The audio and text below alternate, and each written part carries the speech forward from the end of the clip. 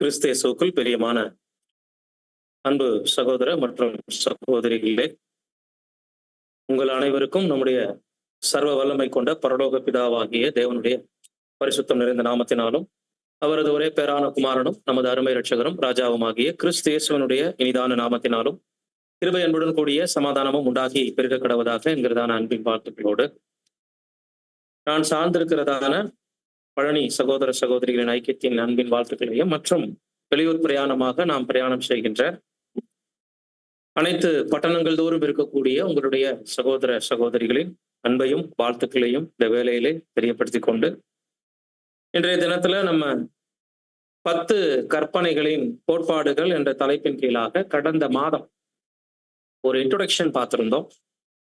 இடையில நம்ம அந்த பாடம் கொஞ்சம் தாமதமானது, பார்க்க முடியல. இன்றைய நாள்ல அதனுடைய தொடர்ச்சியாக முதல் கட்டளை பற்றி நம்ம படிக்க போறோம். முதலாவதாக அந்த 10 கற்பனைகளின் கோட்பாடுகள்ல நம்ம தெரிஞ்சுக்கிட்ட விஷயம் என்னன்னா, நியாயப்பிரமாணத்தை தேவன் மோசையின் மூலமாக கட்டளையிடும் பொழுது சுருக்கமாக அந்த ஒரு 10 பிரமாணங்கள் முதலாவது கொடுக்கப்பட்டது. அதை தொடர்ந்து நிறைய கட்டளைகள் இருந்தது இஸ்ரவேல் ஜனங்களுக்கு. ஆனாலும் இந்த ஒரு 10 பிரதானமானதாக காணப்பட்டது அவர்கள் மத்தியில. இந்த ஒரு 10 கட்டளைகள்ல பார்க்கும்போது இஸ்ரவேல் ஜனங்கள் மத்தியில இந்த ஒரு கட்டளைகள் மிகவும் தொட முடியாத உயரத்தில் காணப்பட்டதாக சகோதரர் கொடுக்குறாங்க. ஏன்னா ஒரு பரிபூரண மனிதன் மாத்திரமே கடைபிடிக்கக்கூடிய ஒரு பிரமாணம். விழுந்து போன மனிதர்களால் நிச்சயமாக கடைபிடிக்க முடியாது. அப்படி இருக்கும்போது தேவன் ஏன் கொடுத்தார் என்று சொல்லும்போது, இந்த நியாயப்பிரமாணமானது இஸ்ரவேல் ஜனங்களுக்கு பாவங்களை குறித்து உணர்த்தக்கூடிய ஒன்றாக ஆண்டவராக இயேசு கிறிஸ்து வரும் வரைக்கும் காணப்பட்டது. புரியுதுங்களா? அதனால எந்த ஒரு மனிதனும் தேவனிடத்துல நீதிமானாக சக்சஸ்ஃபுல்லாக ஆக்கப்படல. இன்க்ளூடு இந்த ஒரு பிரமாணத்தை மத்தியஸ்தனாக கட்டளையிட்ட மோசே கூட இந்த நியாயப்பிரமாணத்தை நிறைவேற்றி அதன் மூலம் எந்த விதமான ஜீவனையும் என்ன பண்ணல, சுதந்திரித்துக் கொண்டதை நம்ம பார்க்கலாம். அப்ப இந்த நியாயப்பிரமாணமானது தொட முடியாத உயரத்துல இருந்ததுன்னு சொல்லலாம். அப்ப தேவன் அதை உயர்த்தி வச்சிருந்தாரு. ஏசாயா 42:21 படிச்சிருந்தோம் ஆதார வசனம் கடந்த பாடத்துல. கர்த்தர் அதை விஸ்தாரமாக்கி மகிமைப்படுத்தினார். தேவன் பிரமாணங்களை உயர்த்தி வச்சிருந்தாராம் இஸ்ரவேல் ஜனங்கள் மத்தியில. எப்படி கர்த்தர் விஸ்தாரமாக்கினார், எப்படி அதை மகிமைப்படுத்தினார் என்பதை இன்ட்ரோடக்ஷன்ல நம்ம பார்த்துக்கிட்டு 10ஐ 2ஆக பிரிச்சு நம்ம பார்த்தோம்.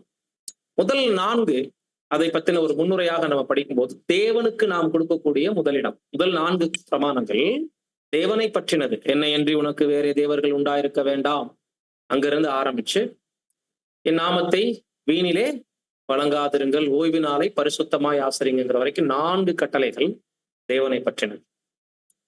அடுத்து மனுஷர் தரப்புல நம்ம கடைபிடிக்க வேண்டிய விஷயங்கள், தகப்பனையும் தாயையும் கனம் பண்ணுவாயாக இருந்து பாக்குறோம். பிறனுக்கு உண்டான யாதொன்றையும் இச்சையாதிருப்பாயாக, களவு செய்யாதிருப்பாயாக, இதெல்லாம் வருது.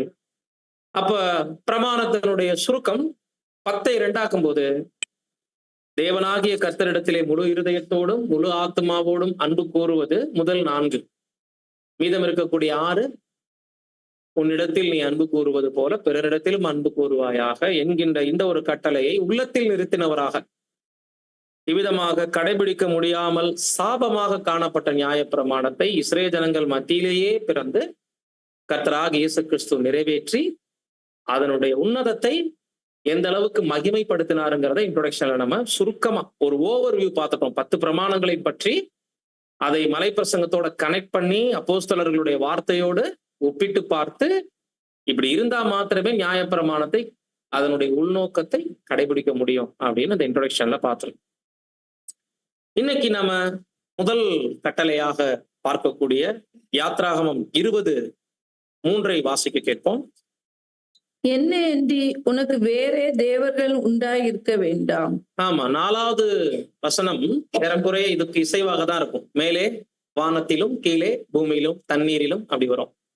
பட் அதை நம்ம தனியா பார்க்க போறோம். அது விக்கிரக ஆராதனைனா என்னென்ன அப்படி பார்க்க போறோம். இன்னைக்கு நம்ம பார்க்கறது என்னையன்றி உனக்கு வேறே தேவர்கள் உண்டாயிருக்க வேண்டாம் என்ற இந்த வசனத்துல தேவனுக்கு கொடுக்கக்கூடிய இடத்தை யார் யாருக்கெல்லாம் நம்ம கொடுக்கறதுக்கு சான்ஸ் இருக்கு, அல்லது இந்த கட்டளை தேவனால் முதல் கட்டளையாக பிறப்பிக்கப்பட வேண்டிய அவசியம் என்ன என்று நம்ம பார்க்கும்போது, இஸ்ரேல் ஜனங்கள் கண்டிப்பாக நிறைய மிஸ்டேக் பண்ணுவாங்க. அதுல குறிப்பாக அவர்கள் செய்யக்கூடிய தவறு என்னவாக இருக்கும் அப்படின்னா, தேவனை ஒதுக்கி தள்ளிட்டு தேவனுக்கு கொடுக்கக்கூடிய கனத்தை, மரியாதையை, முதலிடத்தை, முக்கியத்துவத்தை மற்ற எதுக்கோ அல்லது யாருக்கோ கொடுத்தா அங்க இருந்துதான் தவறுகளே என்ன ஆகுது, உருவாகி மிகப்பெரிய சிக்கல்களுக்கு அது கொண்டு போய் விடும் அப்படின்றதுதான் இதுல நம்ம பார்க்க போற ஒரு சீரியஸான விஷயம். அதை முன்னறிந்த தேவன் முதல் பிரமாணமாகவே என்ன கொடுத்துட்டாரு, இவங்க கொலை செய்யறதெல்லாம் அப்புறம், விபச்சாரம் செய்யறதெல்லாம், களவு செய்யறதெல்லாம் அப்புறம், முதல்ல என்னுடைய பிளேஸ்ல எனக்கு கொடுக்கக்கூடிய ஒரு கணம், அந்த ஒரு மரியாதை, அந்த இடத்துல நீங்க வேற யாரையாவது வச்சீங்கன்னா அங்க இருந்துதான் என்ன ஆகுது, பிரச்சனையே ஸ்டார்ட் ஆகுதுன்னு இஸ்ரேல் ஜனங்களுக்கு முதல் கட்டளையாக அதை நமக்கு அங்க கொடுக்கறத பார்க்கணும். அப்ப பாருங்க, மாம்சத்தின்படி காணப்படக்கூடிய ஆதாமுடைய சந்ததிகள் எல்லாருக்குமே ஒரு பிரதிநிதிகளாக தான் இஸ்ரேல் ஜனங்களை நம்ம பார்க்க முடியும். எல்லா மனிதர்களுக்கும் என்ன பலவீனமோ, எல்லாரும் என்ன மிஸ்டேக் பண்றாங்களோ, என்னதான் தேவனால் அழைப்புக்குள்ள வந்தாலும் அந்த ஒரு சொந்த ஜனங்களாக தெரிந்து கொண்ட ஒரு ஜனங்களாக ஒரு அட்வான்ஸா அவங்க இருந்துட்டாலும் கூட, முழு உலகத்தின் மீதும் இருக்கக்கூடிய மனுமக்களிடம் காணப்படக்கூடிய சகல இயலாமையும் பலவீனமும் அவர்களிடம் இருக்கத்தான் செஞ்சிருக்கு. பாருங்க, எகிப்திலிருந்து விடுவிக்கப்பட்டு கானான் தேசத்துக்கு போய் அதற்கப்புறம் நீடித்த நாட்களாக, வெகு நாட்களாக கூட பாபிலோனுடைய சிறையிருப்புக்கு போற வரைக்குமே இஸ்ரேல் ஜனங்களுடைய வாழ்க்கையில தேவனை விட்டு வழிவிலகிறது சகஜமான ஒரு விஷயம். தேவனை முன்னிலைப்படுத்தாதது, விக்கிரக ஆராதனை செய்வது, தேவனை விட்டு வழிவிலகுவது இவங்களுக்கு தொடர்ந்து காணப்பட்ட ஒரு விஷயமாக காணப்பட்டுச்சு. பாருங்க, அது நம்ம எப்படி ஸ்டெப் பை ஸ்டெப்பா கொண்டு போறோம் அப்படின்னா, நமக்கு தெரிஞ்ச சம்பவங்களாக தான் இருக்கும். பட் இந்த சம்பவங்களை பல்வேறு கோணங்கள்ல, வேற வேற பாடங்கள்ல கனெக்ட் பண்ணி பார்த்திருப்போம். இந்த பாடத்துல இந்த விஷயங்களை நம்ம எப்படி பார்க்க போறோங்கிறது ஒரு வித்தியாசமான ஒரு கோணம். இப்ப பாருங்க, மோசே, ஆரோன் முதல் பிரதிநிதிகளாக இருந்தாங்க தேவனுக்கும் இஸ்ரவேல் ஜனங்கள், இல்லைங்களா? ஆரோன் ஒரு ஆசாரியன். ஆனா மோசே அந்த ஆசாரியனுக்கே ஒரு தலைமையாக தேவனிடத்துல பேசி ஆரோனுக்கே சொல்லக்கூடிய விதத்துல, ஆரோன் அதை கேட்டுதான் செயல்படக்கூடிய விதத்துல மோசே இன்னும் முக்கியமானவராக காணப்பட்டார். ஆனா இவர்கள் ஒருபோதும் தங்களை முன்னிறுத்த நினைக்கல. மோசேயும் சரி, ஆரோனும் சரி, அவர்கள் லேவி குடும்பம், ஆசாரியர்கள். ஆசாரியர் என்றே சொல்லலாம் மோசேயை கூட. அவர் ஆசாரியன் இல்லைனாலும் ஆசாரியனை விட அவர் முக்கியமான வேலைகளை செய்து ஒரு கூடாரத்துக்குள்ள எல்லாம் போயிட்டுலாம் வந்தார். அவர்கள் ஒருபோதும் தேவனை தவிர்த்துட்டு எங்களை நீங்க பின்பற்றுங்க, எங்களை சேவிங்க, அல்லது எங்களுடைய வார்த்தைக்கு கனம், மரியாதை அதிகம் கொடுங்கன்னு ஒருபோதும் என்ன பண்ணல, கேட்டதில்லை. ஆனா முதல் தவறே எங்க நடந்துருச்சுன்னா, இவர்கள் தலைமை வகுப்பதற்கு முன்னாடியே நடந்துச்சு.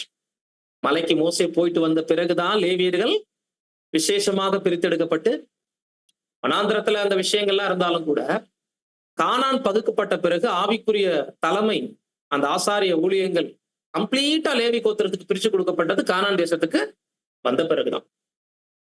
அங்கேயே கூட மனிதர்களுடைய பிரஷர்னால ஆரோன் பொன்கன்று குட்டிய செய்து என்ன கேட்டாங்கன்னா, எகிப்திலிருந்து எங்களுக்கு வழிநடத்திட்டு வந்த அந்த கடவுளுக்கு, மோசேக்கு என்னாச்சுன்னு தெரியல, அதனால எங்களை வழிநடத்தி வந்த அந்த கடவுள் யாருன்றதை நாங்க ஒரு உருவத்துல பார்க்கணும்னு சொல்லி ஆரோன் மேல ரொம்ப ப்ரெஷர் போட்டுதான் என்ன பண்ணிட்டாங்க, பொன்கன்று குட்டிய செய்ய வச்சாங்க. இந்த இடத்துல ஆரோனை நம்ம ஒரு சூழ்நிலை கைதின்னு எடுத்துக்கலாம். பட் அவர் செய்தது தவறுதான். அவர் ஒருபோதும் அந்த கன்றுக்குட்டியை ஆராதிங்கன்னு தானாக செய்து வைக்கலைனாலும், ஜனங்கள் கொடுத்துட்ட ஒரு டார்ச்சர்னால, அவங்களுடைய பிரஷர்னால என்ன பண்ணிட்டார், இந்த தவறை அவர் செய்திருக்க கூடாது. ஆனால் என்ன பண்ணிட்டார், செய்துட்டார்.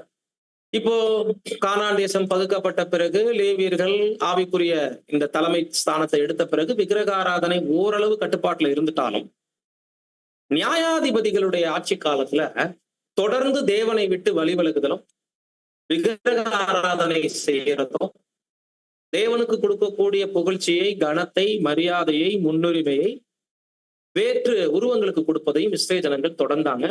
முதல் நியாயாதிபதி யோசுவால இருந்து ஆரம்பிச்சு இறுதி நியாயாதிபதி சாமுவேல் தீர்க்கதரிசி வரைக்கும் நம்ம பார்க்கக்கூடிய இந்த இடைப்பட்ட காலகட்டங்கள்ல நியாயாதிபதிகளை தேவன் கட்டளையிட்ட நோக்கம் என்ன?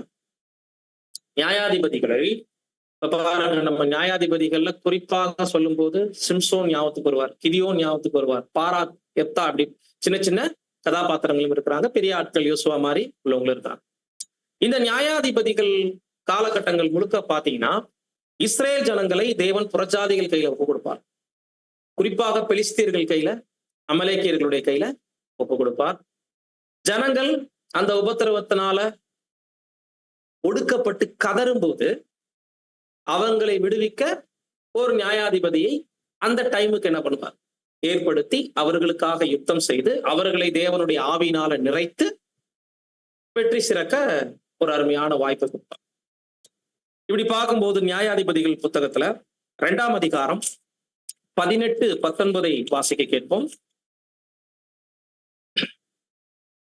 கர்த்தர் அவர்களுக்கு நியாயாதிபதிகளை எழும்ப பண்ணுகிற போது கர்த்தர் நியாயாதிபதிகளோட கூட இருந்து அந்த நியாயாதிபதிகளின் நாட்களில் எல்லாம் அவர்கள் சத்துருக்களின் கைக்கு அவர்களை நீங்களாக்கி ரட்சித்து வருவார். அவர்கள் தங்களை இறுக பிடித்து ஒடுக்குகிறவர்களின் நிமித்தம் தவிக்கிறதினாலே கர்த்தர் மனஸ்தாபப்படுவார். நியாயாதிபதி மரணமடைந்த உடனே அவர்கள் திரும்பி அந்நிய தேவர்களை பின்பற்றவும் சேவிக்கவும் பணிந்து கொள்ளவும் தங்கள் பிதாக்களை பார்க்கிலும் கேடாய் நடந்து தங்கள் கீர்த்தியங்களையும் தங்கள் முரட்டாட்டமான வழியையும் விடாதிருப்பார்கள். பாத்தீங்களா, நியாயாதிபதிகளை தேவன் எழும்ப பண்ணார் இந்த ஜனங்களை விடுவிக்க. அந்த நியாயாதிபதி இருக்கக்கூடிய காலகட்டம் வரைக்கும் இவங்க தேவனுக்கு கீழ்ப்படிந்து கண்ட்ரோலா இருப்பாங்க, விக்கிரகாராதனை பண்ணாம இருப்பாங்க. அந்த நியாயாதிபதி மறிச்சிட்டாருன்னா உடனே அடுத்து என்ன நடந்துடும்? மறுபடியும் ஜனங்கள் கலகம், முரட்டாட்டம், கீழ்ப்படியாமை பண்ணி விக்கிரகாராதனை செய்து தேவனை விட்டு விலகுவாங்க. மறுபடியும் கூக்குரலிடுவாங்க, மறுபடியும் விரோதிகள் கையில ஒப்பு கொடுத்துருவார் தேவன். இப்படி இந்த நியாயாதிபதிகள் ஆட்சி காலம் முழுவதும் ஜனங்களை விடுவிக்க, ஜனங்களை ரட்சிக்க மாத்திரம் நியாயாதிபதிகளை தேவன் ஏற்படுத்தல. குறிப்பாக ஒரு காரியத்தை நியாயாதிபதிகள் ஜனங்களுடைய மனதுல பதிய வைக்கிறதுக்கு தேவன் விரும்பினார். அப்படி செய்துட்ட ஒரு சம்பவம் தான் நம்ம பார்க்கிறோம் கிதியோனுடைய விஷயத்துல. 8ஆம் அதிகாரம் நியாயாதிபதிகள் 22-23. அப்பொழுது இஸ்ரேல் மனுஷர் கிதியோனை நோக்கி, நீர் எங்களை மீதியானியர் கைக்கு நீங்களாக்கி விட்டபடியினால் நீரும் உம்முடைய குமாரனும் உம்முடைய குமாரனின் குமாரனும் எங்களை ஆளக்கடவீர்கள் என்றார்கள். அதற்கு கிதியோன், நான் உங்களை ஆள மாட்டேன், என் குமாரனும் உங்களை ஆள மாட்டான், கர்த்தரே உங்களை ஆளுவாராக என்றான். கவனிச்சிங்களா? கிதியோன் வெறும் 300 நபர்களை கொண்டு போய் ஜெயிச்சுட்டு வந்தாரு. மிகப்பெரிய ஒரு இராணுவத்தை, மீதியானியர்களையும் அமலேக்கியர்களையும், எண்ணற்ற ஒரு பலத்த இராணுவமாக காணப்பட்ட அவர்களை ஃபில்டர் பண்ணி வெறும் 300 ஆட்களை கொண்டு ஜெயிக்கும் போது இந்த பலன் எதனால் வந்ததுங்கிறத மக்கள் மனசுல இங்க பதிய பண்றாரு. கவனிச்சிங்களா? நியாயாதிபதிகள் வந்தாங்க, யுத்தம் பண்ணாங்க, சண்டை போட்டாங்க, போனாங்க. இப்படிதான் நம்ம கவனிச்சிருப்போம். பட் கிதியோன்ட்ட இப்ப அவங்க என்ன கேக்குறாங்க? நீங்களே எங்களை என்ன பண்ணுங்க, அடுத்து படிங்க சிஸ்டர், மறுபடியும் வாசிங்க. அப்பொழுது இஸ்ரேல் மனுஷர் கிதியோனை நோக்கி, நீர் எங்களை மீதியானியர் கைக்கு நீங்களாக்கி விட்டபடியினால் நீரும் உம்முடைய குமாரனும் உம்முடைய குமாரனின் குமாரனும் எங்களை ஆளக்கடவீர்கள். தலைமுறையா எங்களை ஆட்சி செய்யுங்கிறாங்க. ஏன்னா நீங்க ஒரு விஷயம் செஞ்சுட்டீங்க. இப்ப நம்ம நாட்டுல நடக்குதுல, தாத்தா மகன் பேரன் அடுத்து கொள்ளு பேரன், இப்படி வரிசையா சிஎம்மா வருவாங்கல்ல. இது மாதிரி கிதியோனை பார்த்து, இந்த இக்கட்டுல இருந்து எங்களை காப்பாத்துனதுனால நீங்க உங்க மகன் அடுத்து உங்க மகனுக்கு பிறக்கிற பிள்ளைங்களே எங்களை என்ன பண்ணுங்க. இப்ப யார மறந்துருக்காங்க? கவனிச்சிங்களா? கூக்குரலிட்டது யாரை நோக்கி? தேவனை நோக்கி. ரட்சிக்கிறதுக்கு மனுஷரை அனுப்புனது யாரு? தேவன். இப்ப தேவ பலத்தை தூக்கி எறிஞ்சிட்டு நீங்களே எங்களை ஆளுகை செய்யும் போது அருமையான நேர்மையான மனிதனாக கிதியோன் என்ன வார்த்தை பயன்படுத்துக? கவனிச்சிங்களா? இதுதான் நியாயாதிபதிகளுடைய காலகட்டத்துல. இப்படி மோசே ஆரோன் கூட, மோசே அடிக்கடி ஜனங்கள் மனசுல பதிய வச்சது தேவனுடைய பலத்த கரத்தை நம்புங்க, அவர் உங்களை என்ன மாதிரி விடுவிச்சார், இப்படிதான் சொல்லிட்டே வருவார். ஆனா அந்த நேரத்துக்கு செவிசாய்க்கிற மாதிரி ஆக்ட் பண்ணுவாங்க. அப்புறம் மறுபடியும் முரட்டாட்டம் பண்ணுவாங்க. ஆசாரியர்களும் மக்கள் மனதில் பதிய வைக்க விரும்பினது தேவ பலத்தை மாத்திரம் நம்புங்க, தேவனை மாத்திரம் முக்கியத்துவப்படுத்துங்க. நியாயாதிபதிகளும் அதே காரியங்கள் செஞ்சாங்க. ஆனா நல்லது செய்வாங்க. திடீர்னு நியாயாதிபதிகள் சைட்லயே சில மிஸ்டேக் வரும். அதே கிதியோன் என்ன பண்ணார்னா 27ஆம் வசனம், அதனால் கிதியோன் ஒரு ஏபோத்தை உண்டாக்கி அதை தன் ஊரான ஓப்ராவிலே வைத்தான். இஸ்ரேலர் எல்லாரும் அதை பின்பற்றி சோரம் போனார்கள். அது கிதியோனுக்கும் அவன் வீட்டாருக்கும் கண்ணி ஆயிற்று. பாத்தீங்களா? கொள்ளையடித்த பொருள்ல இருந்து கிதியோனே என்ன பண்ணிட்டார்னா ஒரு வழிபாட்டு பொருளை உருவாக்கி வச்சுட்டார்.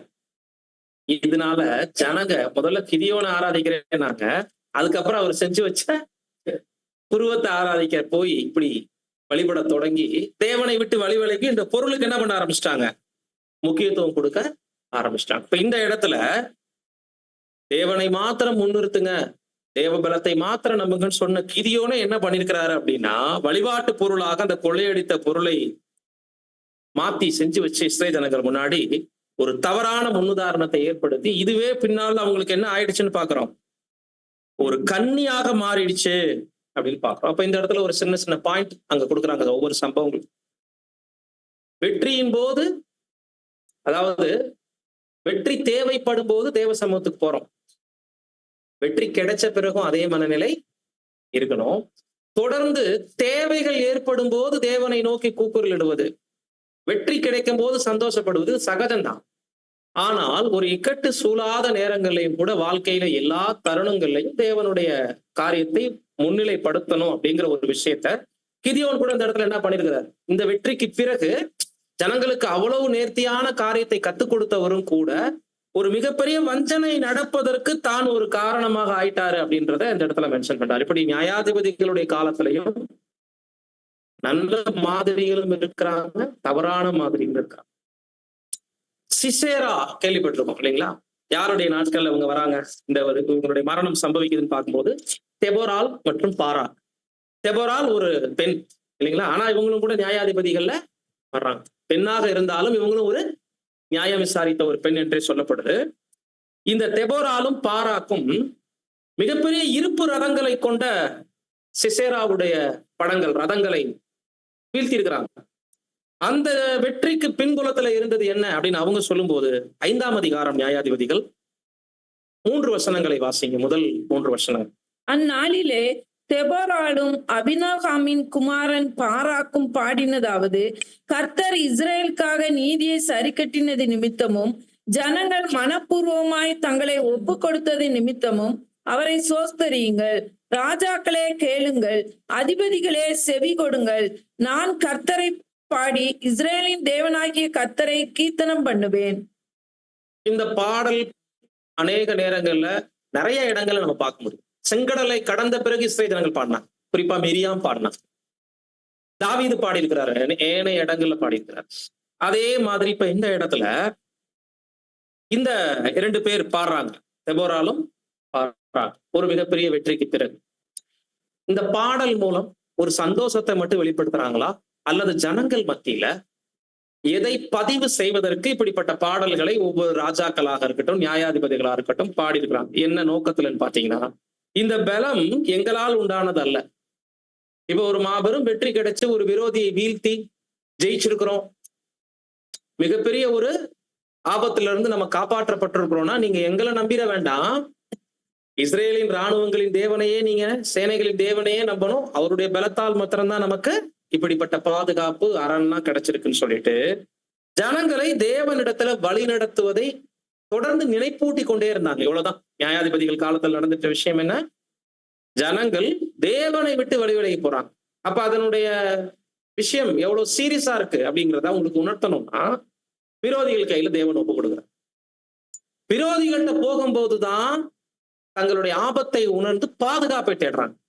இப்ப பாதுகாப்பை தேடி ஒரு வெற்றி வரும்போது அந்த வெற்றிக்கு யார் காரணம்ங்கிறதையும் நியாயாதிபதிகளே என்ன பண்றாங்க, அவங்க மனசுல பதிய பண்றாங்க. இதே மாதிரி பாத்தீங்கன்னா சிம்சோன், அவருடைய வாழ்க்கையில நிறைய சரிவுகளும் இருக்கு, நிறைய முன்னுதாரணங்களும் கூட இருக்கு. ஆனா அவர் விசேஷமாக பெலிஸ்தியர்களை வீழ்த்துவதற்காகவே தேவனால் பயன்படுத்தப்பட்ட ஒரு பாத்திரம். சிம்சோனுடைய நாட்கள்ல பெலிஸ்தியர்கள் கரம் வந்து இஸ்ரேல் ஜனங்களுக்கு எதிராக தொடர்ந்து பலத்து கொண்டே இருக்கும். அப்ப பெலிஸ்தர்களை முன்னிட்டு தேவனை நோக்கி அடிக்கடி இவங்க கூக்குரல் இடும்போதெல்லாம் விசேஷமான ஒரு ஆவி இறங்கும் அவர் மேல. திடீர்னு வந்து பாத்தீங்கன்னா நரியினுடைய வால்ல தீய பொருத்தி விட்டுருவாரு. கழுதை தாடை எடும்பு எடுத்து 1000 பேர்த்த என்ன பண்ணிடுவாரு, கொன்னு போட்டுருவாரு.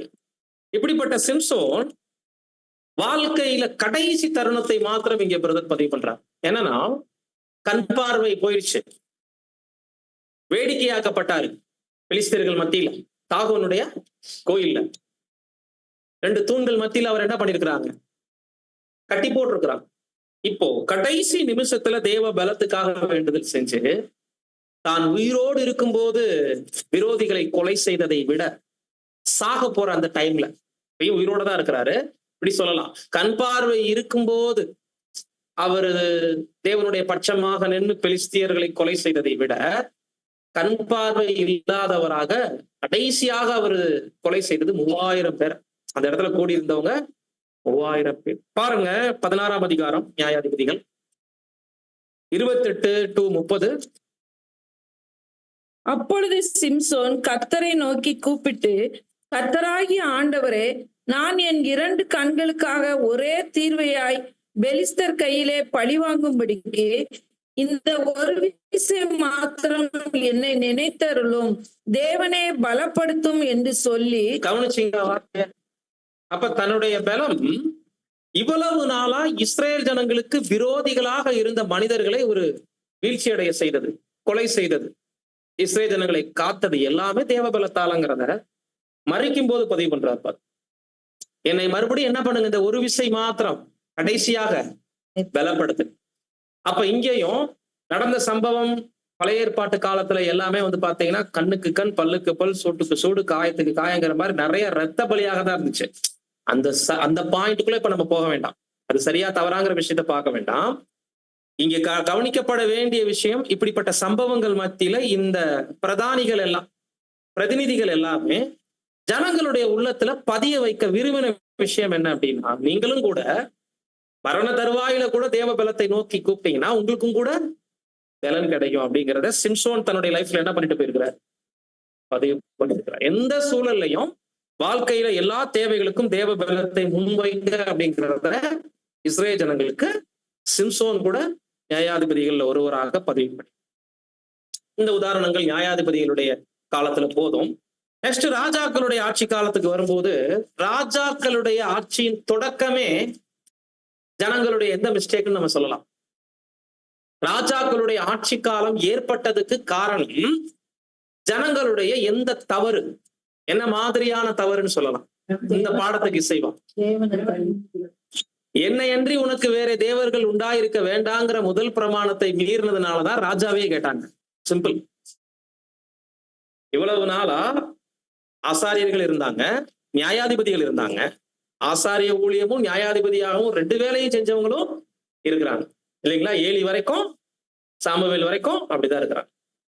இங்க வரைக்கும் கம்ப்ளீட்டா தேவ பலத்தை ஜனங்கள் வந்து பகிரங்கமா மீறல, வேண்டான்னு சொல்லல. இது வரைக்குமே தவறு இருந்துச்சு, தவறை தேவன் புரிய பண்ணிட்டே இருந்தாரு, நீங்க செய்யறது தவறுன்னு. ஆனா எப்போ எங்களை ஆள ஒரு ராஜா வேணும்னு கேட்டாங்களோ அந்த இடத்துல என்னையன்றி உனக்கு வேறு தேவர்கள் உண்டாயிருக்க வேண்டாம்ங்கிற முதல் பிரமாணத்தை இஸ்ரேல் ஜனங்கள் பகிரங்கமாக மீறுவதற்கு கையெழுத்திட்ட இடம் அதுதான். படிக்கலாம். 1 சாமுவேல் 8ஆம் அதிகாரம் 5 முதல் 8 வசனங்கள். இதோ நீர் முதிர் வயதுள்ளவரானீர், உம்முடைய குமாரர் உம்முடைய வழிகளில் நடக்கிறதில்லை. ஆகையால் சகல ஜாதிகளுக்குள்ளும் இருக்கிறபடி எங்களை நியாயம் விசாரிக்கிறதற்கு ஒரு ராஜாவை ஏற்படுத்த வேண்டும் என்றார்கள். உதாரணத்தை பாத்தீங்களா? சகல ஜாதிகளுக்குள்ள இருக்கிற மாதிரி எங்களை நியாயம் விசாரிக்கிறதுக்கு இனிமே நியாயாதிபதிகள் வேண்டாம், இனிமே எங்களுக்கு யார் வேணும், ராஜா வேணும். எங்களை நியாயம் விசாரிக்க ஒரு ராஜாவை ஏற்படுத்தும் என்று அவர்கள் சொன்ன வார்த்தை சாமுவேலுக்கு தகாததாய் காணப்பட்டது. ஆகையால் சாமுவேல் கர்த்தரை நோக்கி விண்ணப்பம் பண்ணினான். அப்பொழுது கர்த்தர் சாமுவேலை நோக்கி, ஜனங்கள் உன்னிடத்தில் சொல்வது எல்லாவற்றிலும் அவர்கள் சொல்லை கேள்.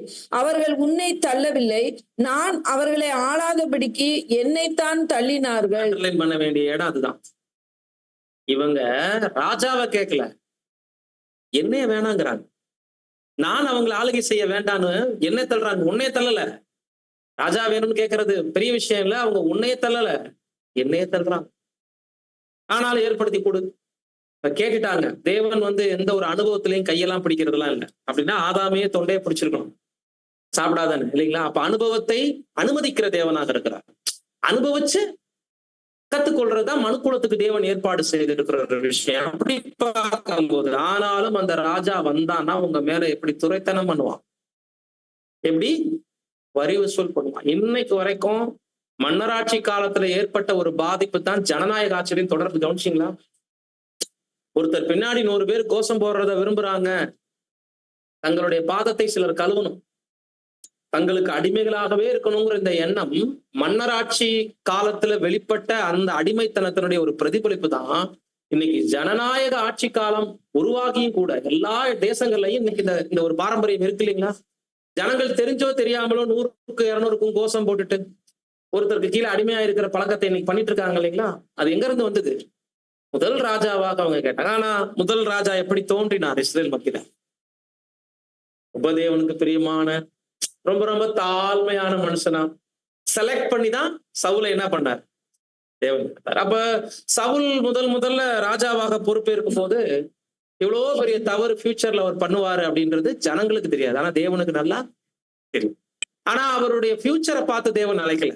அப்போ கரண்ட்ல அவர் எப்படி இருந்தார், சவுலுடைய அந்த நேரம் எப்படி இருந்துச்சு? அப்ப நம்ம அநேக நேரங்களில் கேட்போம், இவர் இப்படியெல்லாம் தப்பு பண்ணுவார் தேவனுக்கு முன்னாடியே தெரியுமே, இவங்களெல்லாம் ஏன் தேவன் ஊழியத்துக்கு வச்சிருக்கிறாரு அப்படின்லாம் நம்ம யோசிக்க தோணும் இல்லைங்களா? தேவனுக்கு சகலமும் தெரியுங்கிறதுனால அந்தந்த நேரத்துக்குன்னு ஒரு விஷயம் இருக்கு இல்லைங்களா? ஒருத்தருடைய மனநிலை ஃபியூச்சர்ல எப்படி மாற போகுதுங்கிறது வேற, அந்த நேரத்துல எப்படி இருந்துச்சு. நல்ல தாழ்மையான மனுஷனாதான் இருந்தார். இவரு தேவனை ஜனங்களுக்கு முன்னாடி முன்னிலைப்படுத்தினாரா தொடர்ந்து அப்படின்னு பாத்தீங்கன்னா, முதல்ல சின்ன சின்ன கலகம் முரட்டாட்டம் பண்ணிட்டே வருவார். சாமுவேல் நீங்க குறித்த நேரத்துக்கு வரல, நான் என்ன பண்ணிட்டேன், பலி செலுத்திட்டேன் பாரு, புரியுதுங்களா? அப்புறம் ஜனங்களுடைய பேச்சை கேட்டு போய் தேசத்துல உள்ள ராஜா ஆடு மாடு எல்லாத்தையும் கொண்டு போட்டுரு அப்படின்னு அமலேக்கியரோட நடந்த யுத்தத்துல சொல்லும்போது ராஜாவை உயிரோட வச்சுட்டு ஆடு மாடுகளை எல்லாம் தூக்கிட்டு பலி செலுத்துறதுக்கு கொண்டு வந்துட்டாரு. பொன் பொருள் எல்லாம் சாபமா இருக்கும், அதெல்லாம் எடுத்துட்டு வராதீங்கட்டாரு, எல்லாத்தையும் அழிச்சு போட்டுருங்கன்னு சொல்லிட்டாரு. இது 1 சாமுவேல் 15 வரும். 13ஆம் அதிகாரத்துல பெலிஸ்தரோட நடந்த யுத்தத்துல சாமுவேலுடைய பலியை இவர் செலுத்திடுவார், அவர் செலுத்த வேண்டிய பலி.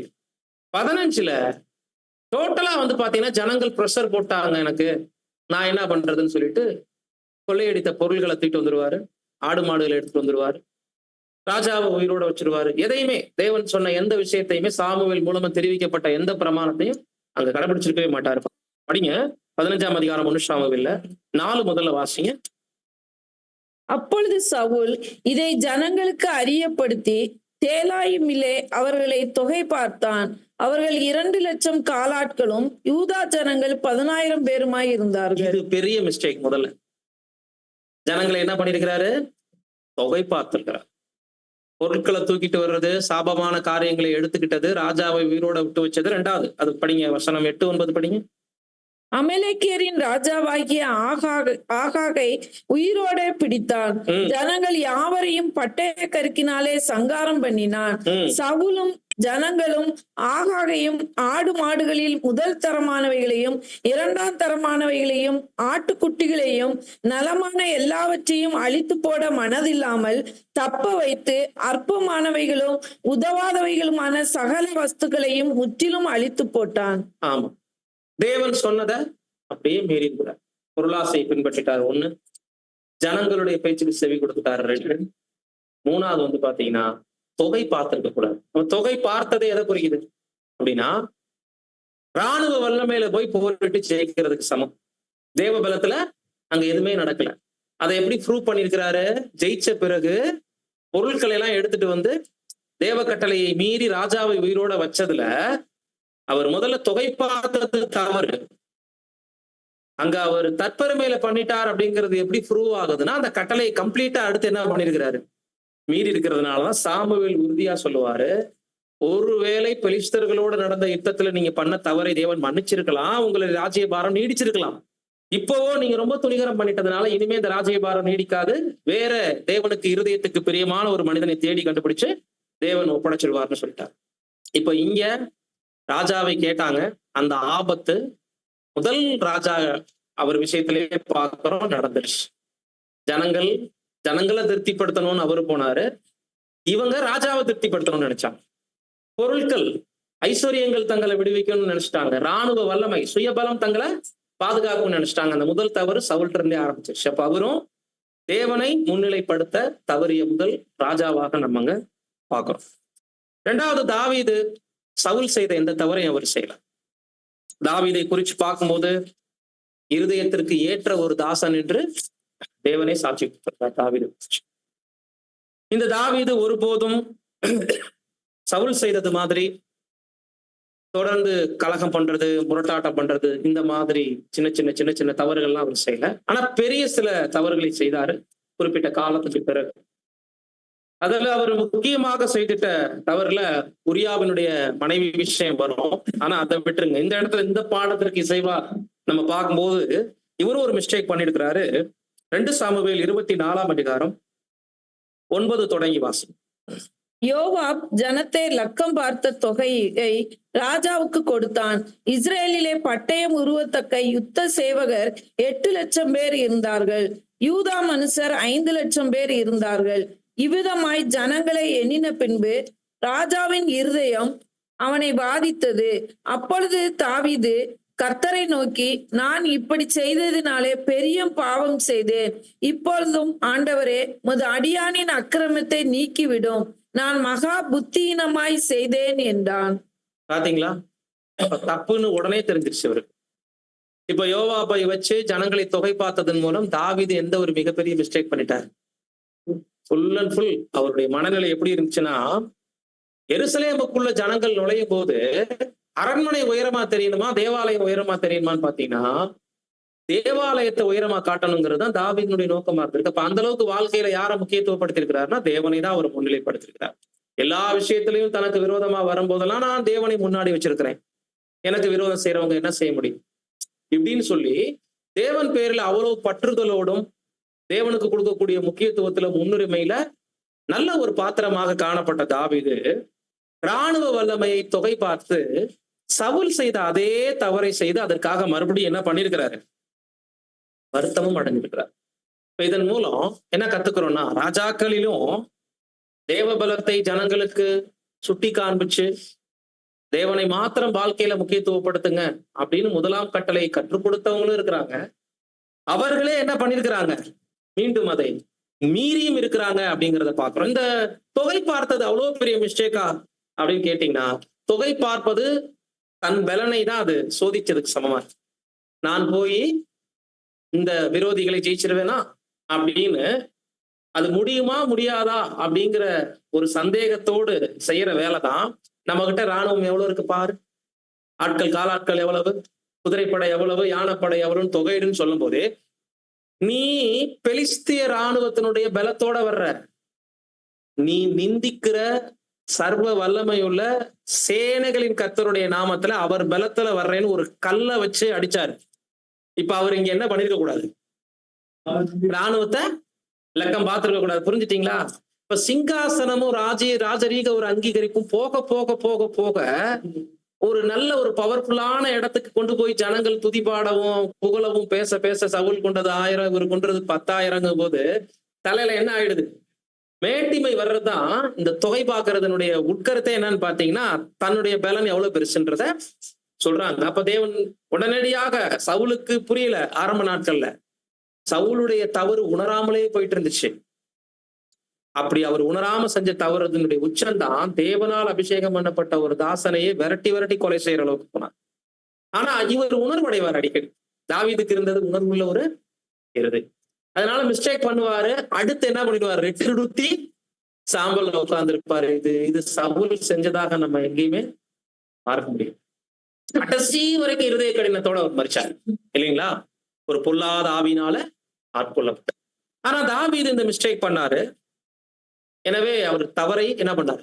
உணர்ந்தார். இருந்தாலும் முதல் கட்டளையை அவர் பகிரங்கமாக மீறி இருக்கிறார் என்றுதான் நம்ம இந்த விஷயத்துல பார்க்க முடியும். தவறு பண்ணியிருக்கிறார் பகிரங்கமா என்று சொல்ல முடியாது. அடுத்து இந்த தவறை உறுதிப்படுத்தினது யாருன்னு நம்ம பார்க்கிறோம் அப்படின்னா, சாலமோன் தான்.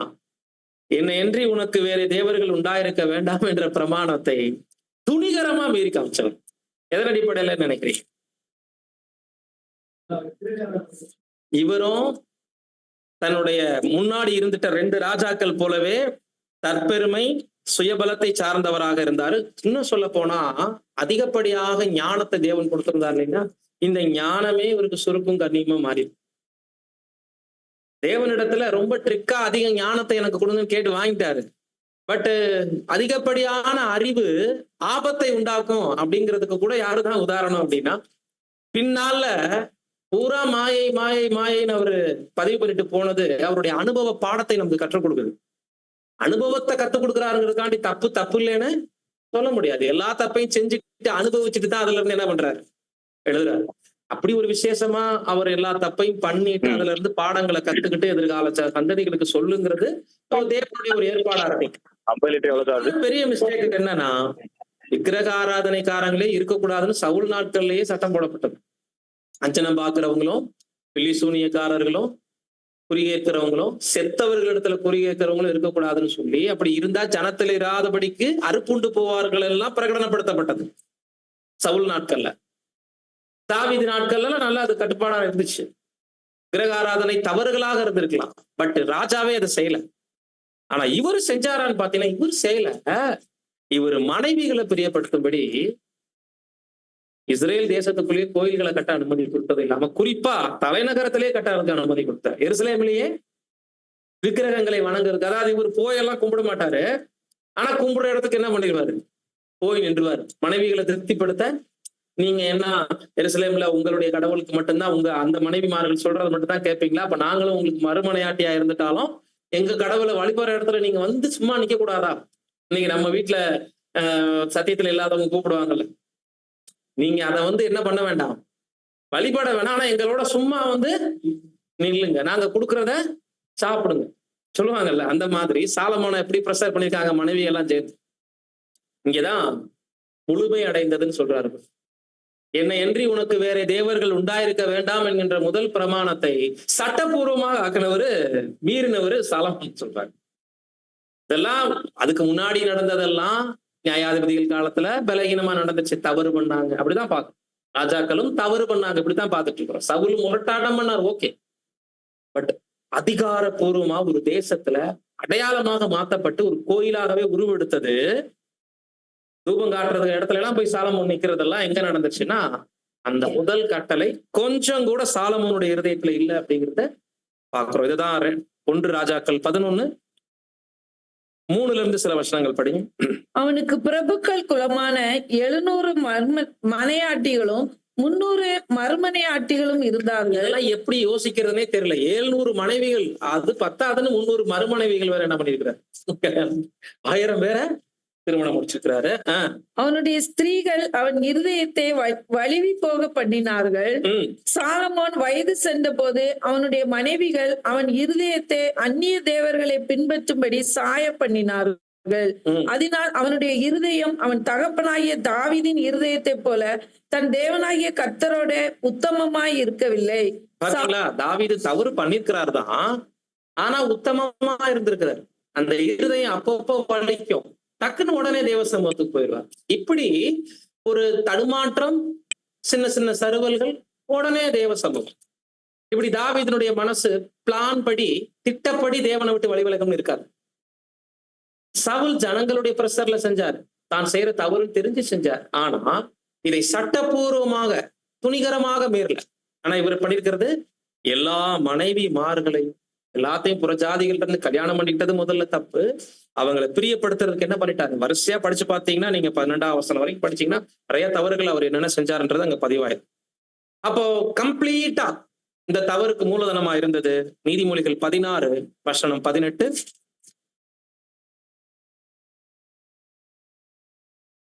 அழிவுக்கு முன்னானதே அகந்தை, விடுதலுக்கு முன்னானதே மனமேட்டிமை. ஆமா, நியாயாதிபதிகளா இருக்கட்டும், ராஜாக்களாக இருக்கட்டும், இவங்க செய்யற தவறுக்கு பின்னாடி மூலதனமாக இருந்தது அகந்தை, மனமேட்டிமை. மனமேட்டிமை என்பது பெருமை.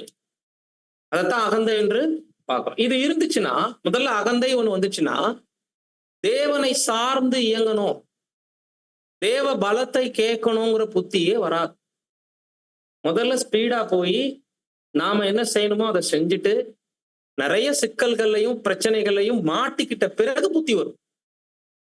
புரியுதுங்களா? அந்த புத்தி திருந்துவதற்கு ஏதுவா இருக்கணும், தாவீதுக்கு வந்த மாதிரி.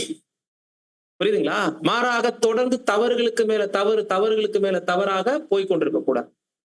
அப்போ நியாயாதிபதிகளுடைய காலத்திலையும் சரி, குறிப்பா ராஜாக்களுடைய காலத்திலையும் சரி, ராஜாக்கள் அப்படிங்கும் போதே ஒரு சிங்காசனம்ங்கிற ஒரு எண்ணம். ஏன்னா ராஜாக்களை பத்தி படிக்கும் போதெல்லாம் அவன் கர்த்தருடைய சிங்காசனத்திலே 40 வருஷம் ராஜ்யபாரம், அப்படிதான் படிக்கிறோம். 3 ராஜாக்களை நம்ம உதாரணம் பார்த்தோம். இந்த 3 ராஜாக்களை சரி, அடுத்து வந்த சின்ன சின்ன இளவரசர்களும் சரி, 2 வருஷம் 3 வருஷம் 1 வருஷம் ஆண்டவர்கள் கூட இருக்காங்க. அவங்களும் கூட கர்த்தருடைய சிங்காசனத்திலே ராஜ்யபாரம் பண்ணினார். இந்த வார்த்தை உலகத்துல வேற எந்த தேசங்களுக்கும் கொடுக்கப்படாத ஒண்ணு. கர்த்தருடைய சிங்காசனம் அப்படின்னா என்ன அர்த்தம்? ஒரு ஜாதியாருடைய காலம் ஆரம்பிச்சு மீண்டும் ஆளுகை செய்யக்கூடிய கர்த்தர் ராஜரீக பொறுப்பை ஏற்கும் காலம் வரும் வரைக்கும், கர்த்தராகிய இயேசு கிறிஸ்து 2ஆம் வருகையில ராஜ்யத்தை தொடங்குற வரைக்கும் இந்த சிங்காசனம் தற்காலிகமா இஸ்ரேலின் அரசர்களுக்கு மட்டும்தான் கொடுக்கப்பட்டது. அந்த ராஜ்யபாரம் தான் பைனலா சிதேக்கியா வீழ்ச்சிக்கு பிறகு நேபுகாத் நேச்சார்கிட்ட போச்சு. அவரும் பெருமை பேசி, அவருடைய பையனும் பெருமை பேசி இப்படி விழுந்து போனாங்க. அன்றிலிருந்து ராஜ்யங்கள் புறஜாதிகள் கையில ஒப்பு கொடுக்கப்பட்ட பிறகுதான் 4 உலக பேரரசுகள், அதுக்கப்புறம் பாபிலோனை தொடர்ந்து 4 பேரரசுகள் அப்படியே வரிசையா முடிவுலதான் 5ஆம் உலக பேரரசு நம்ம பார்க்கணும்.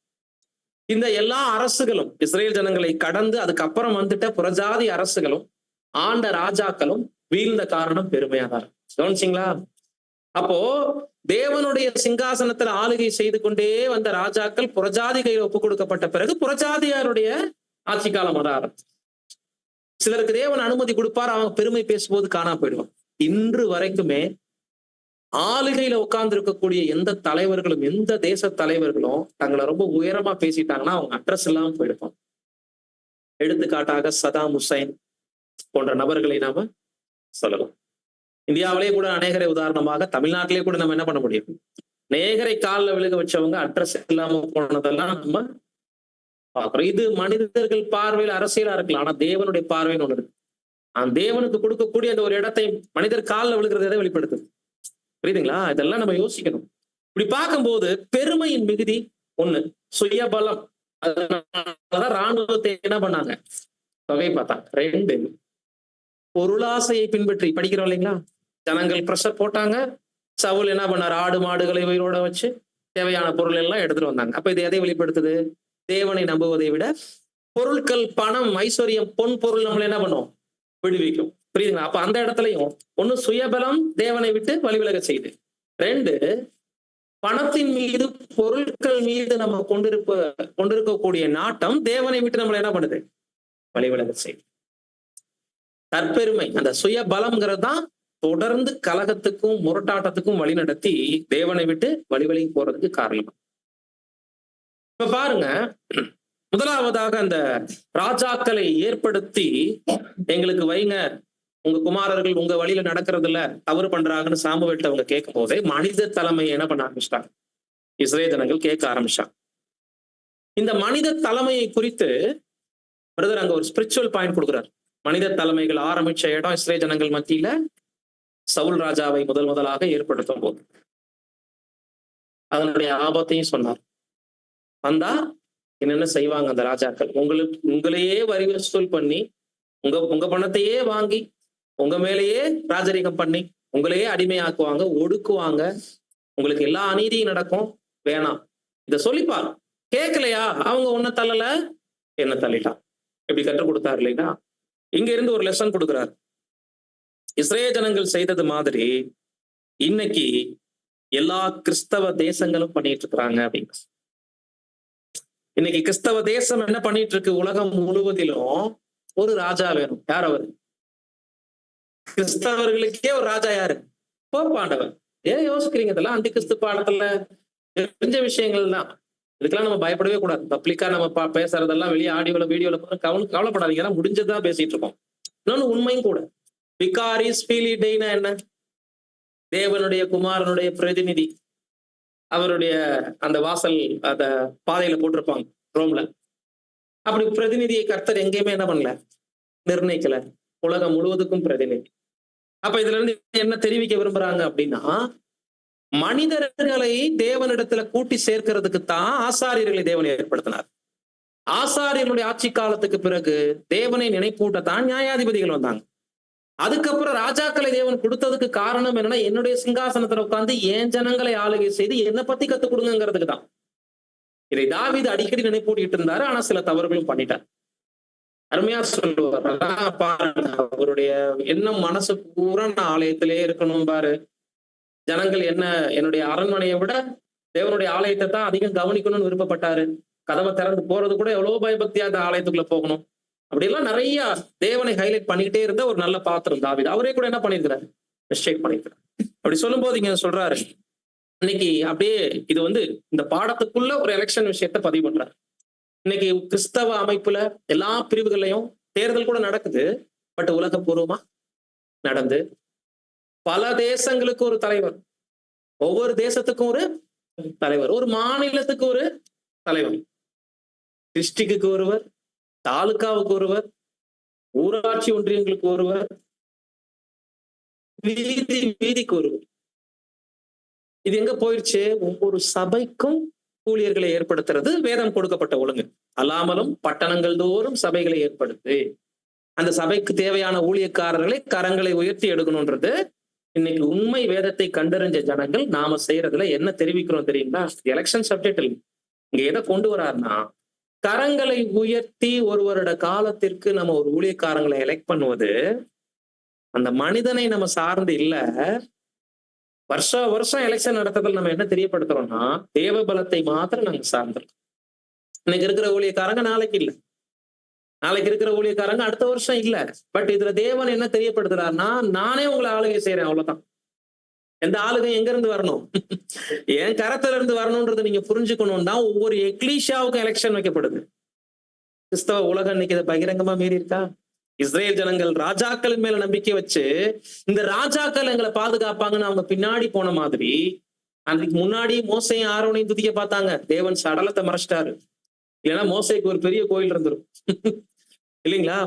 அதுக்கப்புறம் ராஜாக்களுடைய நாட்கள்ல அதே தவறுதான். ராஜாக்களை துதிக்க ஆரம்பிச்சாங்க, நியாயாதிபதிகளையும் துதிக்க ஆரம்பிச்சாங்க. அதெல்லாம் அவங்களே வேண்டான்னு சொல்லி இவங்க மீறி செஞ்சாங்க. இன்னைக்கு அப்படியே நிழலாக வச்சிருக்கிறாரு. இஸ்ரேல் செய்த தவறு இன்னைக்கு கிறிஸ்தவ உலகம் பண்றது. ரோமன் கேத்தலிக்கும் புராட்டஸ்டன்டும் பண்ற மாதிரி பிஷப்புக்களை தவறுகளை அந்த தலைவர்களை நம்ம சார்ந்திருக்க கூடாது. முழுக்க முழுக்க தேவன் மாத்திரம் நம்ம, அதாவது சகோதரர்களை கொண்டு போதக ஊழியம் செய்து சபைக்கு மூப்பராக ஏற்படுத்தி நடத்தக்கூடிய தற்காலிக ஒரு முறைமையை தேவன் நமக்கு அனுமதிச்சிருந்தாலும், சகோதரர்களை நம்புவது வேறு, சகோதரர்களை மாத்திரமே நம்புவது என்பது வேறு. இப்போ நம்முடைய ஊழியக்காரர்களாக இருக்கக்கூடிய சகோதரர்களை போதகர்களை அன்பு காட்டுவது வேறு, அவர்களுடைய நேர்மையை முன்னிட்டு மதிப்பது வேறு, நம்பிக்கை வைப்பது வேறு. அவர் நான் நம்புறேன் அப்படின்றது ஜெனரலா இருக்கலாம். பட் நம்மளுடைய இந்த அழைப்புக்கு கடந்து வந்த பாதைக்கு இவர்களே பிரதானிங்கிற மாதிரி நினைச்சு அவங்க விழுந்தா நாமளும் கூட சேர்ந்து விழுகணும்னு நினைக்கிறது, அவங்க ஜெயிச்சா நாமளும் ஜெயிக்கணும், அவங்க தோத்து போனா நாமளும் தோத்து போகணும்னு நினைக்கிற மாதிரி தானே இன்னைக்கு நடக்குது எல்லா இடங்களும். சோ போப்பு மார்க்கத்துக்கு வித்திட்டது என்ன? விலகீனமான ஒரு சில சபைகள்ல இருந்த மூப்பர்களை வேற பட்டணங்கள்ல இருந்துட்ட சில திறமை வாய்ந்த மூப்பர்கள் கையாள நினைச்சாங்க. அவங்களுடைய ஆலோசனை இங்க கொடுத்தாங்க. இப்படிமா கொம்புகளை ஒன்னொன்னையா உடைச்சு ராஜாக்களையும் கரெக்ட் பண்ணாங்க, கவர் பண்ணாங்க. சபைகள் மேலும் ஆளுகை செய்து அனைத்து சபைகள் மேலும் நாங்கள் தலைவர்கள்னு சொல்லும் போது தேவனுடைய இடத்தை போப்பு மார்க்கம் என்ன பண்ணிடுச்சு? ஃபியூச்சர்ல வெற்றிகரமா எடுத்துருச்சு. சோ அந்த எண்ணம் உண்மை தேவ ஜனங்கள் மத்தியில வந்துடக்கூடாது. கொலோசையர் 2ஆம் அதிகாரம் வசனம் 18 முதல் 20 வரைக்கும் வாசிங்க.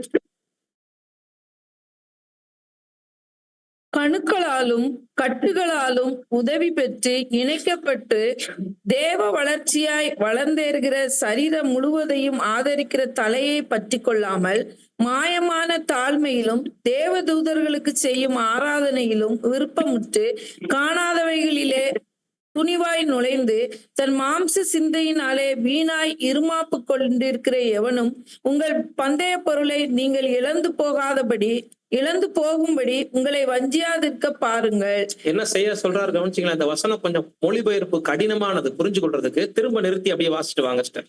கணுக்களாலும் கட்டுகளாலும் உதவி பெற்று இணைக்கப்பட்டு தேவ வளர்ச்சியாய் வளர்ந்தேறுகிற சரீரம் முழுவதையும் ஆதரிக்கிற தலையை பற்றி கொள்ளாமல். இதுவரைக்கும் புரிதல் இருக்கு.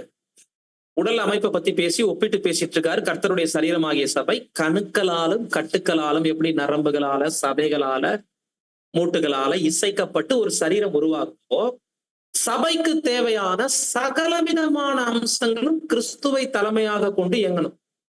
இரத்த ஓட்டம், நாடி துடிப்புகள், சதை, தோல், இப்படி எல்லாம் சேர்ந்ததுதான் கணுக்கள் கட்டுக்கள் என்று ஒரு ஆவிக்குரிய விதத்துல சரீரமாகிய சபையை பார்க்கும். இதை முழுவதும் ஆதரிக்கிற தலை யாருன்ட்டாரு? கிறிஸ்துவை. இப்படி கிறிஸ்துவை பற்றி கொள்ளாமல் இருப்பது தேவனை விட்டு வழி விலகி வேறே தலைமையை நாம ஏற்றுக்கொள்வதை குறிக்கிறது. அடுத்த வார்த்தை படிங்க. மாயமான தாழ்மையிலும் தேவ தூதர்களுக்கு செய்யும் ஆராதனையிலும். என்ன நினைக்கிறீங்க? அந்த இடத்துல வரக்கூடிய தேவ தூதர்களுக்கு செய்யும் ஆராதனை எதை குறிக்கும்? இப்ப நம்ம பார்த்துட்டு இருக்கிற பாடத்திற்கு இசைவாக தேவன் கொடுக்கிற வார்த்தையை, தேவனுடைய சபையில் செய்யக்கூடிய ஊழியத்தை, அந்த வாய்ப்பை தேவன் கொடுத்திருக்கும் போது தேவனை விட அந்த இடத்துல மனிதர்களை முக்கியத்துவப்படுத்திட்டோம் அப்படின்னா, இதுதான் தேவ தூதர்களுக்கு நம்ம செய்ய. இந்த இடத்துல வரக்கூடிய தேவ தூதர்கள் யாருன்னா வான தூதர்களை பத்தி பேசல, தேவ தூது கொடுக்கிறவங்க. புரியுதுங்களா? இப்ப இவங்க என்ன செஞ்சிருவாங்கன்னு சொல்லப்படுது, பந்தய பொருளை வஞ்சிக்கும்படி ரொம்ப மாயமான விதத்துல நம்ம மத்தியில வஞ்சனை போடுவாங்கன்னு சொல்லப்படுது. பாத்தீங்களா? ஏன்னா வசனம் எப்படி முடியுது பாருங்க, அப்படி படிச்சுட்டே வாங்க. தேவ தூதர்களுக்கு செய்யும் ஆராதனையிலும் விருப்பமுற்று காணாதவைகளிலே துணிவாய் நுழைந்து தன் மாம்ச சிந்தையினாலே வீணாய் இருமாப்பு கொண்டிருக்கிற பெருமை கொண்டிருக்கிறவங்க, இருமாப்பு கொண்டிருக்கிறவங்க தேவனை விட்டு வழி விலகி அதிகமாக எங்களை சார்ந்து இருங்கன்னு சொல்லி வெளியரங்கமாவே அழைப்பு விடுவாங்க.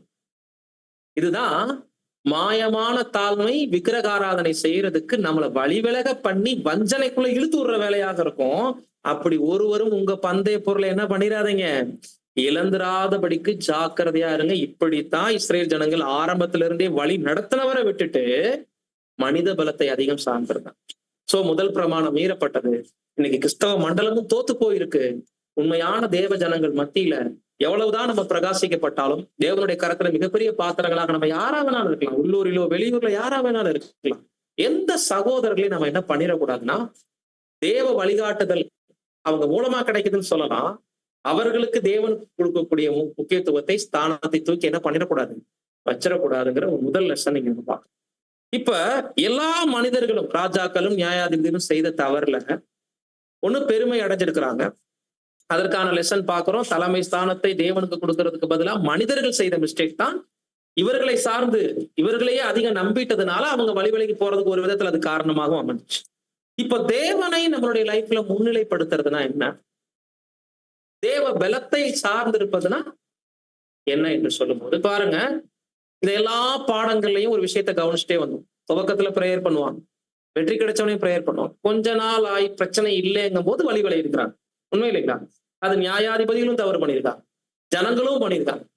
அப்ப நம்ம லைஃப்ல சின்ன விஷயமோ பெரிய காரியமோ நாம என்ன நினைச்சிட கூடாது அப்படின்னா, தேவன் பிஸியா இருந்துருவாரு அப்படின்னு நினைச்சிட வேண்டாம். நாம எப்போ வஞ்சனைக்குள்ள போறோம் தெரியுங்களா? வாழ்வின் அற்ப காரியம் தானே, இதை போய் ஜெபத்துல வைக்கலைன்னா என்ன?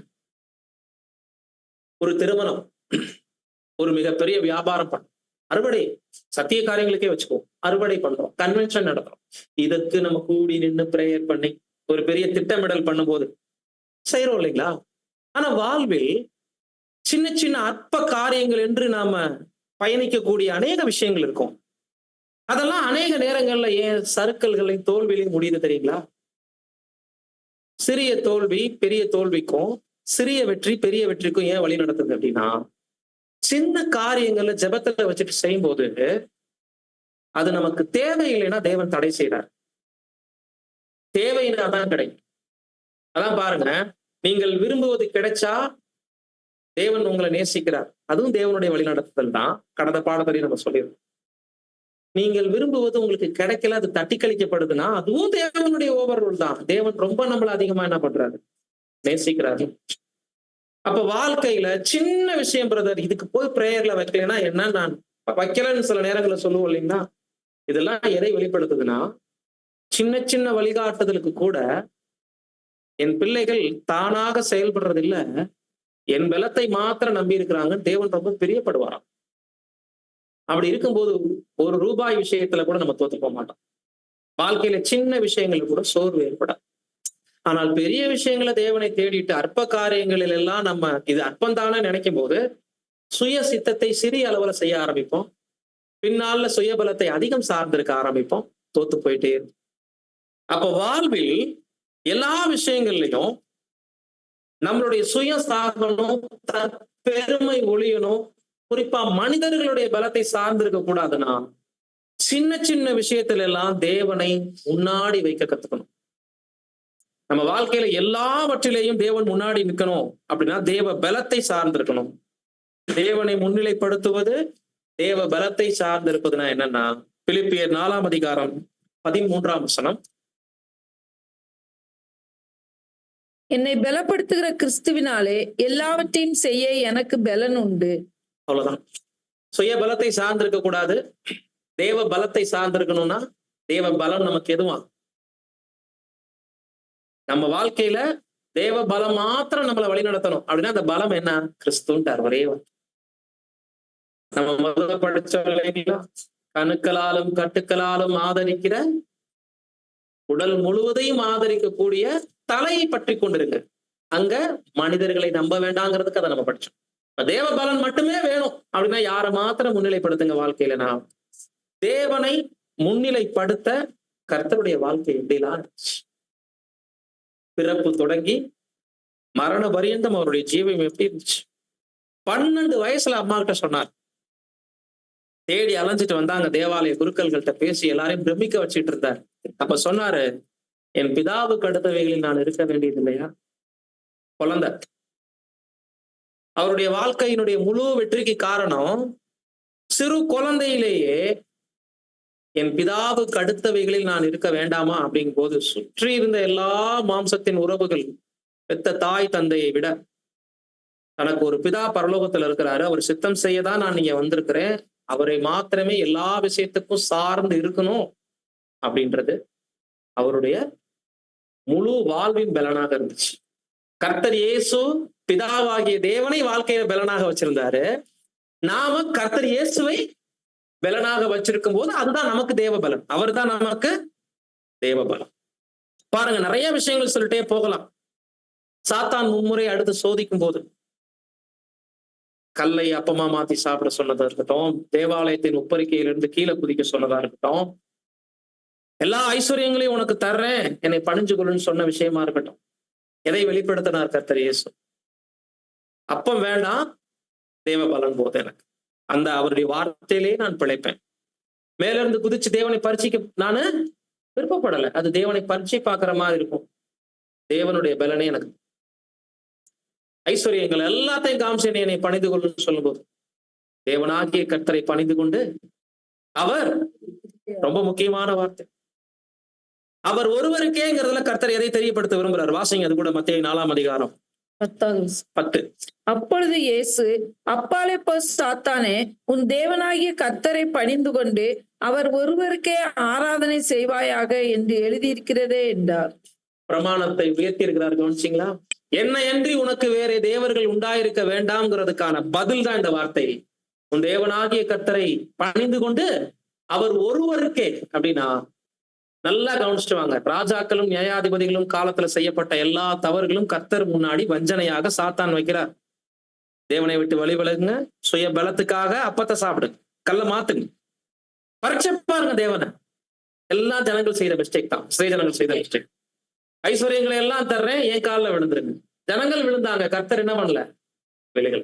காரணம் முழுக்க முழுக்க முழுக்க முழுக்க உன் தேவனாகிய கர்த்தரை பணிந்து கொண்டு அவர் ஒருவருக்கே அப்படிங்கிற முதல் கட்டளையை பாருங்க. அவர் எப்படி நியாயப்பிரமாணத்தை நிறைவேறுதல், புரிஞ்சுட்டீங்களா?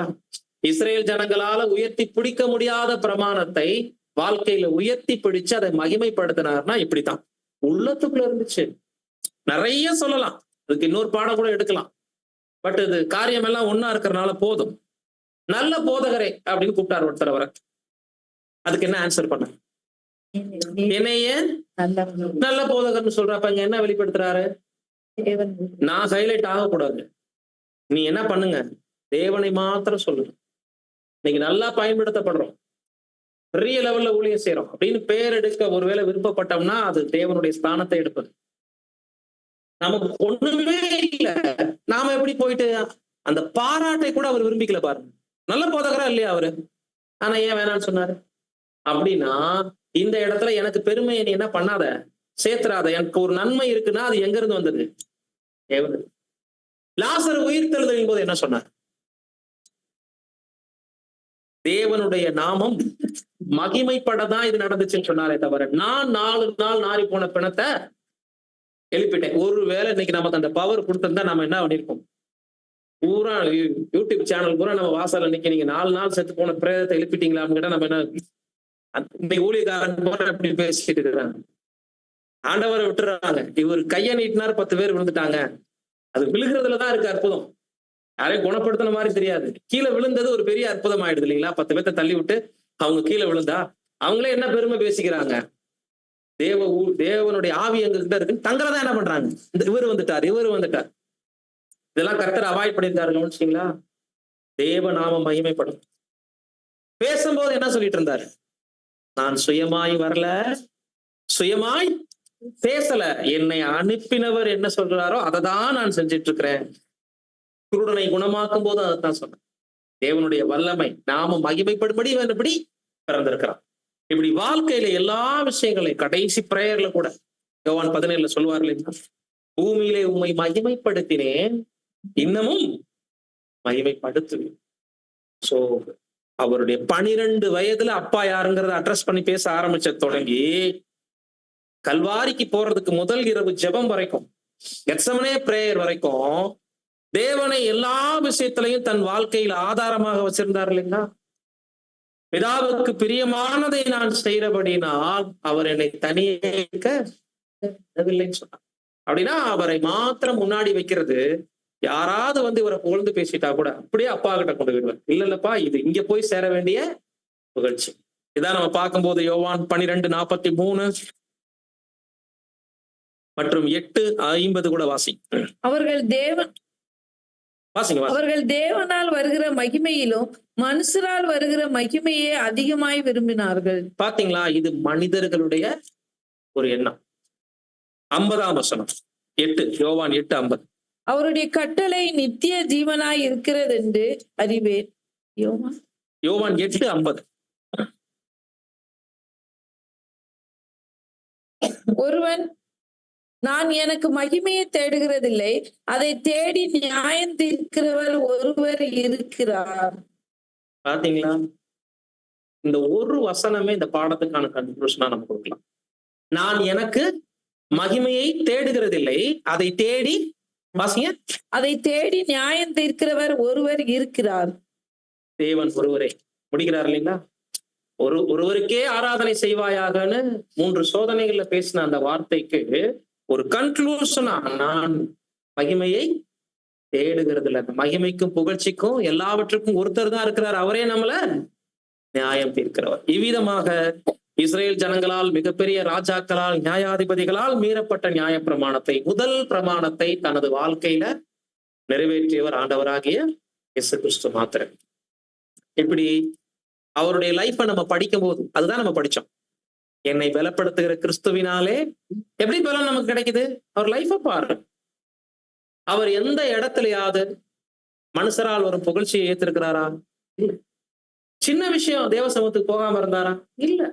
வானத்தை அண்ணார்ந்து அந்த அப்பத்தையும் மீனையும் பங்கிட்டு கொடுக்கும்போது அந்த பிரேயர் எதை நமக்கு வெளிப்படுத்துது? ஆல்ரெடி அவருக்கு பவர் இருக்கு இல்லையா? அந்த இடத்துல ஒரு பிரேயர் வேணுமா? கவனிச்சிங்களா? அப்பாதான் எப்போதும் செவி கொடுப்பாரு. ஆனால் அந்த இடத்துல என்ன சொல்றார்? நீர் எப்போதும் எனக்கு செவி கொடுப்பீர் என்பதை அறிந்திருக்கிறேன். லாசர் உயிர்த்தெழும்போது சொல்லப்பட்டது. ஆனாலும் சுற்றி இருக்கிறவங்க அதை கேட்கணும் அப்படின்னா, இந்த இடத்துல தன்னுடைய பலத்தால் அப்படின்னு யாரும் புரிஞ்சுக்க வேண்டாம். பரத்தை நோக்கி அண்ணாந்து எதை வெளிப்படுத்துது? சகல மகிமை. சோ இதுதான் இந்த பாடத்துக்கான ஒரு கன்க்ளூஷன். என்னையன்றி உனக்கு வேற தேவர்கள் உண்டாயிருக்க வேண்டாம் என்பது நமது வாழ்நாள்ல பணங்காசை நம்பினாலும் தப்பு, சுய பலத்தை நம்பினோம்னாலும் அது தேவனுக்கு சமமாய் அந்த சுய பலத்தை நம்புறதுக்கு சமமாயிடும். அது தற்பெருமை தொடர்ந்து தற்பெருமைக்கு வழி நடத்தி தற்பெருமை கூட தேவன் இருக்கிற இடத்த பிடிச்சுக்கும். மனிதர்களை அதிகமா நம்பினோம்னா கூட அந்த இடத்துல மனுஷர்களை கொண்டு போய் வச்சிருவோம். இந்த மாதிரி புகழ்ச்சி, பாராட்டு, பணம், ஐஸ்வர்யம், தலைமை ஸ்தானத்தை சார்ந்திருக்கிறது இது எல்லாமே தேவனை 2ஆம் இடத்துக்கு கொண்டு போயிட்டு முதல்ல எதை நம்ம நம்புறோமோ, நம்ம என்ன மனநிலையில இருக்கிறோமோ அதை வெளிப்படுத்துகிறோம். தேவனை மாத்திரம் முன்னாடி வச்சிருக்கிறவங்க ஆண்டவர் சொன்ன மாதிரி பிதாவை எப்போது நான் முன்னாடி வச்சிருக்கிறேன், அவருக்கு பிரியமானதை மட்டுமே செய்வேன் என்று சொல்லக்கூடியவர்களாக இருப்பாங்க. இவ்விதமாக இஸ்ரேல் ஜனங்களால் மீறப்பட்ட நியாயப்பிரமாணத்தை, குறிப்பாக அதன் முதல் பிரமாணத்தை கர்த்தர் இயேசு எப்படி மகிமைப்படுத்தினார் என்பதை இந்த பாடத்தின் மூலமாக நாம் தெரிந்து வைத்திருக்கிறோம். தொடர்ந்து 2ஆம் கற்பனையை குறித்து அடுத்த முறை பார்க்கும் வரைக்கும் தேவன் தாமே வசனங்களை பொறுமையோடு கேட்டவர்கள் யாவரையும் ஆசீர்வதிப்பாராக. ஆமென்.